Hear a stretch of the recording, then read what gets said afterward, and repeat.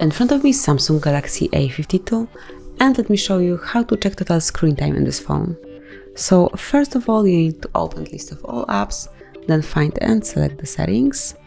Here, go to digital well-being and parental controls, and just tap on this icon of digital well-being.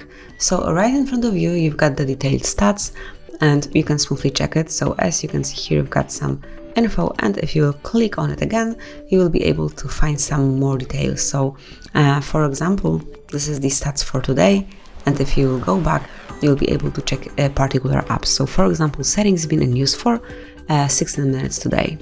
And this is it. This is how you can check time spent on your device and also time spent on each app. Thank you for watching. Please subscribe our channel and leave the thumbs up.